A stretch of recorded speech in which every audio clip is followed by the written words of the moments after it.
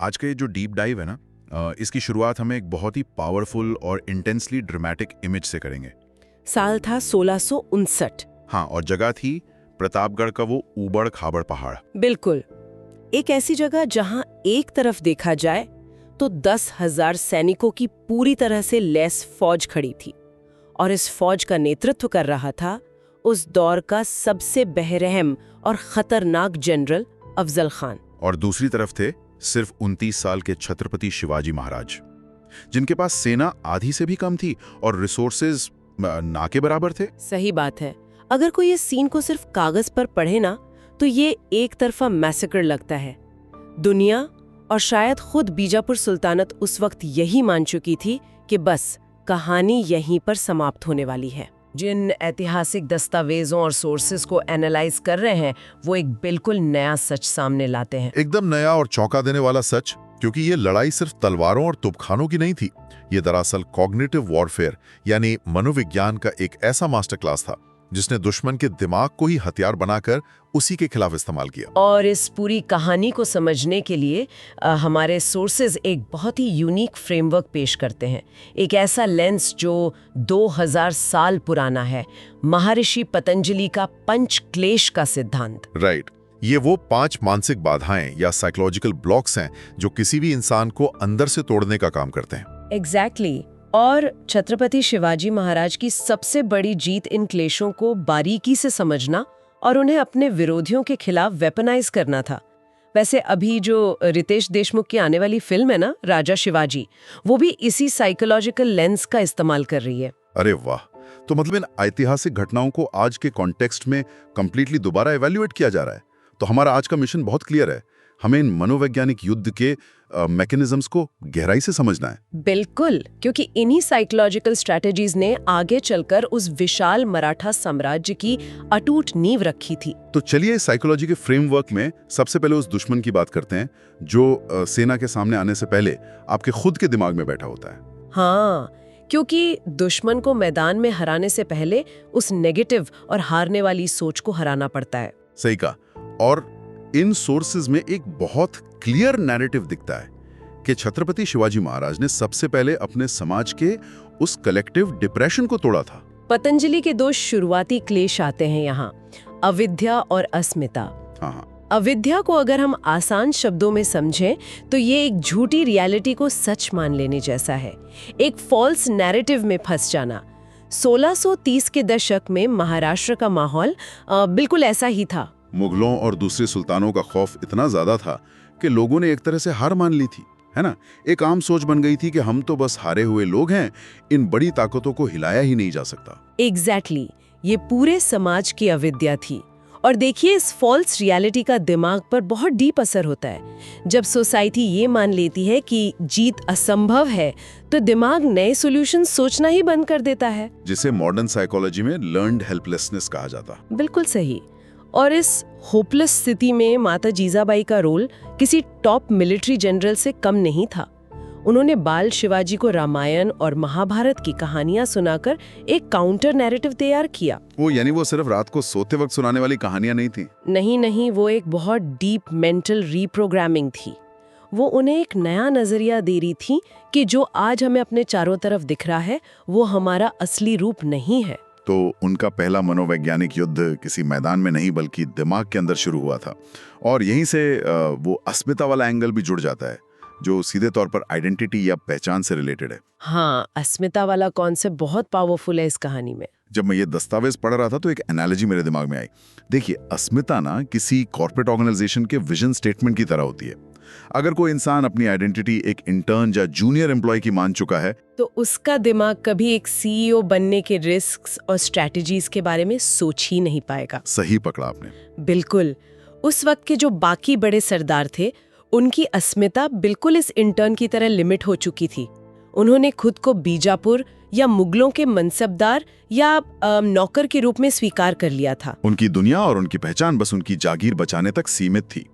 पर छत्रपति शिवाजी महाराज ने इस पूरे लिमिटिंग फ्रेम को रिजेक्ट कर दिया। हाँ, उन्होंने खुद को किसी का नौकर नहीं माना, बल्कि उनकी अस्मिता एकदम क्लियर थी, हिंदवी स्वराज्य के सेवक। और आइडेंटिटी का ये जो शिफ्ट है, ये कितना बड़ा डिफरेंस क्रिएट करता है।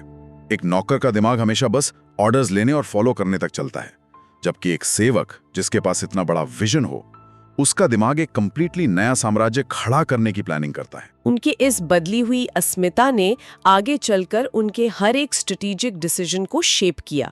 पर देखिए, एक तीसरा क्लेश भी है यहाँ, और ये क्लेश किसी भी बड़े विजन के रास्ते में सबसे बड़ी और खतरनाक दीवार बनता है। आप अभिनिवेशा की बात कर रही हैं, यानी मौत का डर। हाँ, अभिनिवेशा यानी बेसिक सर्वाइवल इंस्टिंक्ट।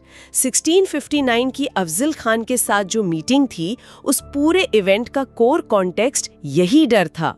खान इस काम में कुख्यात था कि वो राजाओं को शांति वार्ता के बहाने शामियाने में बुलाता था और धोखे से उनका कत्ल कर देता था। यानी उस शामियाने में अकेले जाने का मतलब था मौत का खतरा लगभग 100%। सही कहा।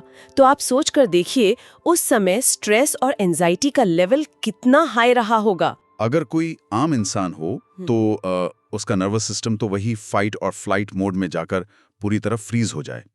जब मौत सामने साफ दिख रही हो तो कोई इंसान इस पैरालाइजिंग डर को आखिर प्रोसेस कैसे करता है? इसका बहुत ही प्रोफाउंड जवाब हमें उस मुलाकात से ठीक एक रात पहले के घटनाक्रम में मिलता है। वाह। स्रोत बताते हैं कि छत्रपति शिवाजी महाराज प्रतापगढ़ के भवानी मंदिर गए थे।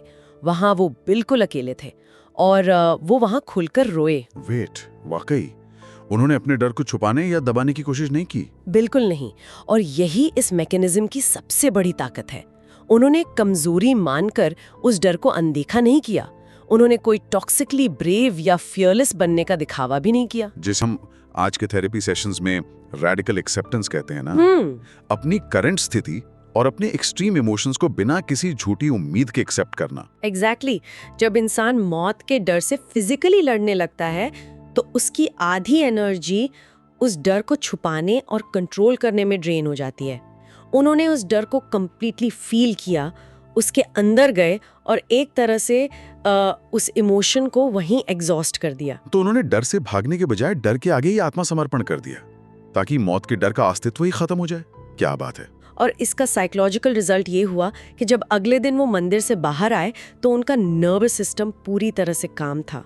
वो पूरे होशो हवास और एकदम शार्प रेजर लाइक फोकस के साथ उस शामियाने में गए। मतलब अपने अंदर के इन क्लेशों, अविद्या, अस्मिता और अभिनिवेशा की सफाई करने के बाद उनका दिमाग इतना क्लियर था कि वो दुश्मन के दिमाग को एक खुली किताब की तरह पढ़ सकते थे। यही वो एग्जैक्ट टर्निंग पॉइंट है जहां इंटरनल विक्ट्री एक एक्सटर्नल स्ट्रैटेजी में बदल जाती है। अपने डर को हराने के बाद उन्होंने विरोधियों की कमजोरियों को वेपनाइज करना शुरू किया। अब वापस अफजल खान पर आते हैं। उसकी सबसे बड़ी कमजोरी क्या थी? उसकी अस्मिता, उसका बेहिसाब अहंकार। बिल्कुल। वो 7 फुट लंबा जनरल अपने सुपेरियोरिटी कॉम्प्लेक्स में पूरी तरह अंधा था।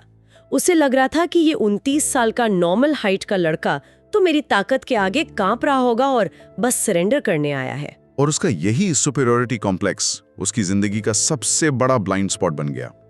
उसने उस मीटिंग का माहौल बहुत कैजुअल रखा था।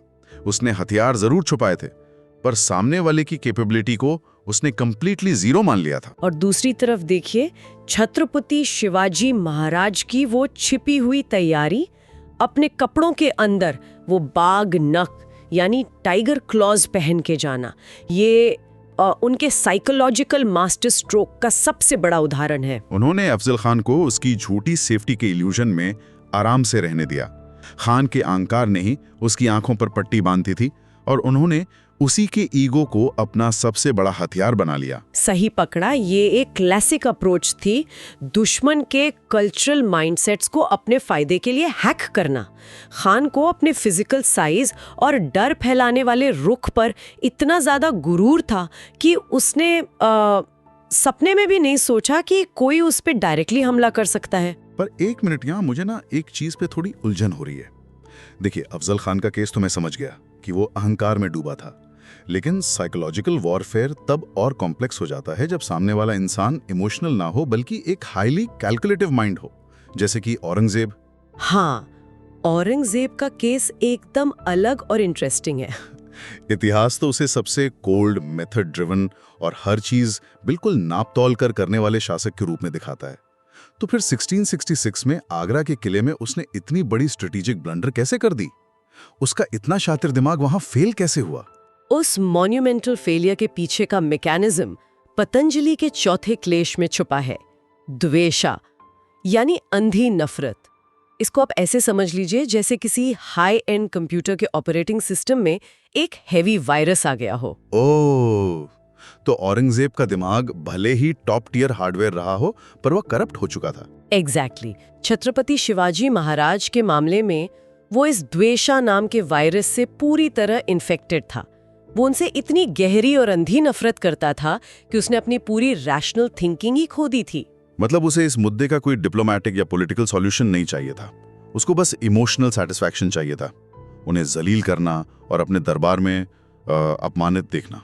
हाँ, और जब इमोशन इंटेलेक्ट पर हावी होता है तो एक डीप कॉग्निटिव बायस क्रिएट हो जाता है। उस नफरत के नशे में औरंगजेब ने ये सोचा कि इस अपमानित राजा की औकात ही क्या है कि वो मेरे इतने सिक्योर आगरा के किले से भाग सके। तो इस इमोशनल वायरस की वजह से उसने बेसिक रिस्क असेसमेंट में चूक कर दी। बिल्कुल, उसने उन्हें नजरबंद जरूर किया, लेकिन जो इंटेंस सिक्योरिटी लेयर्स एक इतने हाई वैल्यू टारगेट के लिए होनी चाहिए थी, वो उसने नहीं लगाई। द्वेषा ने उसे ये देखने ही नहीं दिया कि सामने वाला शख्स असल में कितना बड़ा मास्टर स्ट्रैटेजिस्ट है। और इस ओवर कॉन्फिडेंस का नतीजा ये हुआ कि छत्रपति शिवाजी महाराज मिठाई और मिश्री की टोकरियों में छिपकर उनके नाक के नीचे से निकल गए। ये तो वाकई 1666 का सबसे बड़ा कॉग्निटिव चेकमेट था। औरंगजेब अपने ही नफरत के बुने हुए जाल में फंस गया था। आप देखिए, दुश्मन के पास चाहे कितनी भी बड़ी सेना हो या कितना बड़ा किला हो, अगर उसके दिमाग के इमोशनल बग्स को हैक कर लिया जाए ना, तो वो बड़ी बड़ी दीवारें किसी काम की नहीं रहती। क्या कमाल का मैकेनिज्म है ये, दुश्मन के दिमाग के लूप होल्स का फायदा उठाना। और इसी कड़ी में अगर हम तीसरे बड़े विरोधी यानी बीजापुर सल्तनत की तरफ मुड़कर देखें तो वहां के जनरल्स की मानसिकता पूरी तरह अलग थी, है ना? सही कहा। स्रोत हमें दिखाते हैं कि आदिल शाही वंश और उनके कमांडर्स का सबसे बड़ा और डोमिनेटिंग क्लेश था रागा, यानी आराम, विलासिता और कंफर्ट से एक बहुत गहरा लगाव। वो महलों की नरम गद्दियों और आरामदायक जिंदगियों के आदी हो चुके थे। उन्हें प्रिडिक्टेबल रूटीन पसंद था। और इसी रागा को तोड़ने के लिए छत्रपति शिवाजी महाराज ने गुरिल्ला वॉरफेयर यानी छापामार युद्ध शैली को अपना प्राइमरी हथियार बनाया। अब यहाँ एक कॉमन मिसकंसेप्शन है जिसे क्लियर करना बहुत जरूरी है। लोग आमतौर पर गेरिला वॉरफेयर को सिर्फ हमला करो और भाग जाओ वाली मिलिट्री टैक्टिक ही मानते हैं ना? बिल्कुल, लेकिन अगर हम इसे मनोवैज्ञानिक रूप से देखें तो ये दुश्मन के नर्वस सिस्टम और उनके साइकोलॉजिकल कंफर्ट जोन पर एक कांस्टेंट और ब्रूटल हमला था। मतलब जब उनकी सेना सह्याद्री के उन उबड़-खाबड़ पहाड़ों में रात के अंधेरे में अचानक हमला करती और धूप निकलने से पहले गायब हो जाती, तो इसका डायरेक्ट इम्पैक्ट दुश्मन की सेना की मानसिकता पर पड़ता था। एग्जैक्टली। इस टैक्टिक ने बीजापुरी सेना के आराम, उनके फिक्स्ड डेली रूटीन और उनके कंफर्ट जोन को कंप्लीटली तबाह कर दिया। एक तरह से उन्होंने टेरेन को यानी सह्याद्री के पहाड़ों को एक फिजिकल हथियार तो बनाया ही, पर साथ में उसको एक खतरनाक मनोवैज्ञानिक हथियार भी बना दिया। सही कहा, उनका मेन टारगेट अकेले सैनिकों को मारना नहीं था, बल्कि उनकी सेना के दिमाग का डोपामिन साइकिल और उनका मेंटल पीस तोड़ना था। जब एक आराम तलब सेना को ऐसी असुविधाजनक स्थिति में रखा जाता है जहां उन्हें रात भर ठीक से सोने को ना मिले और हर वक्त ये डर लगा रहे कि अगला हमला कहां से और कब हो जाएगा, तो ऑब्वियसली उनके अंदर एक भयानक पैरानोया पैदा हो जाएगा। बिल्कुल, उनके दिमाग का स्ट्रेस और कॉर्टिसोल लेवल इतना हाई हो जाता है कि उनकी बेसिक डिसीजन मेकिंग एबिलिटी ध्वस्त हो जाती है। सैनिक एक दूसरे पे शक करने लगते हैं। ये एक्सट्रीम फटीग और पैरानोया को वेपनाइज करने का सबसे ब्रिलियंट तरीका था। यानी हथियारों की आमने सामने की लड़ाई शुरू होने से पहले ही उस आराम पसंद सेना का मानसिक संतुलन बिगड़ चुका होता था। एक कठिन इलाके में आरामदायक दुश्मन की हार इंटरनल लेवल पर पहले ही तय हो जाती थी। सही। और इन सब अलग अलग जीतों और विरोधियों को उनके ही मेंटल ब्लॉक्स के जरिए हराने के बाद एक ऐसा पॉइंट आया जिसने सिर्फ एक सेना की नहीं बल्कि इस पूरे उपमहाद्वीप की सोच को हमेशा के लिए बदल कर रख दिया। आप उस हिस्टोरिक पल की बात कर रहे हैं ना, जब 1674 में रायगढ़ में छत्रपति शिवाजी महाराज का राज्याभिषेक हुआ था। क्योंकि सोर्सेज ये साफ कहते हैं कि ये महज एक आम पॉलिटिकल इवेंट या कोई रस्म नहीं थी। बिल्कुल नहीं, ये पूरे समाज के लिए एक मैसिव मनोवैज्ञानिक क्रांति थी। देखिए, सदियों से उस कलेक्टिव डिप्रेशन और अविद्या ने लोगों के दिमाग में एक पक्का थप्पा लगा दिया था कि हम हिंदुस्तानियों का अपना कोई राजा हो ही नहीं सकता, या फिर ये कि हम तो बस आई हुई दूसरी ताकतों की सेवा करने के लिए ही पैदा हुए हैं। पर उस राज्याभिषेक ने उस सोसाइटी लेवल फॉल्स बिलीफ को एक झटके में चकनाचूर कर दिया। सही कहा, उस एक स्पेसिफिक घटना ने सदियों से चली आ रही मेंटल कंडीशनिंग को तोड़ दिया और लोगों को प्रैक्टिकली ये दिखाया कि खुद का एक आजाद राज्य खड़ा करना असंभव नहीं है। और इस पूरे रेवोल्यूशन में मुझे जो चीज सबसे ज्यादा दिलचस्प लगती है वो है उनकी कल्चरल ऑटोनॉमी। उन्होंने विरोधियों को हराया जरूर, लेकिन अपना दरबार सजाते वक्त उन्होंने किसी की नकल नहीं की। ये बहुत इंपॉर्टेंट पॉइंट है। वो चाहते तो आसानी से मुगलों की तरह नए और बड़े टाइटल्स ले सकते थे या बीजापुर सल्तनत के दरबार कस्टम्स को कॉपी कर सकते थे ताकि लेजिटिमेसी मिले, लेकिन उन्होंने स्वराज्य को इसकी असली और मूल संस्कृति के साथ खड़ा किया। क्योंकि स्वराज्य का मतलब उनके लिए सिर्फ जमीन पर कब्जा करना थोड़ी था, ये अपने होने का हक था, अपनी पहचान, अपने संस्कार और अपनी सेल्फ वर्थ को कॉन्फिडेंस के साथ असर्ट करना। और यही वो फंडामेंटल शिफ्ट था जिसने उस अटूट मराठा कॉन्फेडरेसी की नींव रखी, जो उनके जाने के बाद भी कायम रही। उन्होंने जिस मानसिक आज़ादी और एक नई अस्मिता की परिभाषा सेट की, उसने आने वाली जेनरेशन को डीपली इंस्पायर किया। तभी तो मुगल साम्राज्य के पतन के दौरान भी ये स्वराज्य का आइडिया एक्सपैंड होता रहा, क्योंकि ये किसी एक इंडिविजुअल किंग पर डिपेंड नहीं था, बल्कि कलेक्टिव सेल्फ रिस्पेक्ट पर बेस था। उन्होंने इस आइडेंटिटी को एक पावरफुल रैलिंग क्राई बना दिया। एग्जैक्टली। तो अगर हम इस पूरी गहन चर्चा को मेंटली मैप करें ना, तो ये साफ हो जाता है कि इतिहास की किताबें भले ही युद्ध को सिर्फ तलवारों, घोड़ों और तोपखानों के लेंस से देखती हों, लेकिन सबसे बड़ा और असली युद्ध इंसान के मन के भीतर लड़ा जाता है। सही बात है। पतंजलि के वो पंच क्लेश, अविद्या यानी अंधा विश्वास, अस्मिता यानी झूठा अहंकार, रागा यानी आराम की आदत, द्वेषा यानी अंधी नफरत और अभिनिवेशा यानी मौत का डर, ये कोई पुराने किताबी शब्द नहीं है, बल्कि ये वो अनसीन बेड़ियां हैं जो किसी भी शख्स की सफलता को रोकती हैं। और छत्रपति शिवाजी महाराज का सबसे बड़ा मास्टर स्ट्रोक यही था कि उन्होंने सबसे पहले बहुत ही हिम्मत के साथ खुद को इन बेड़ियों से आज़ाद किया और फिर विरोधियों की उन्हीं बेड़ियों को उनके खिलाफ हथियारों की तरह मोड़ दिया। और मुझे लगता है इसी मानसिक लड़ाई का एक बहुत ही डिटेल्ड और बारीक विश्लेषण हमें रितेश देशमुख की आने वाली फिल्म राजा शिवाजी में भी डेफिनेटली देखने को मिलेगा। हाँ, और देखिए, ये जो इनसाइट आज हमने डिस्कस की है ना, ये मॉडर्न युग में भी पूरी तरह एप्लीकेबल है। चाहे आप किसी बड़ी कंपनी के शासक हों या आज के कॉम्प्लेक्स दुनिया का कोई आम व्यक्ति, रिसोर्सेज चाहे कितने भी हों, अगर आपके खुद के क्लेश आपको पीछे खींच रहे हैं तो जीत इम्पॉसिबल है। बिल्कुल, ये इतिहास से निकला हुआ सबसे बड़ा साइकोलॉजिकल ट्रूथ है। जब तक इंसान अपनी इंटरनल बैटल्स नहीं जीत लेता, वो बाहर की दुनिया में अपना इम्पैक्ट नहीं बना सकता।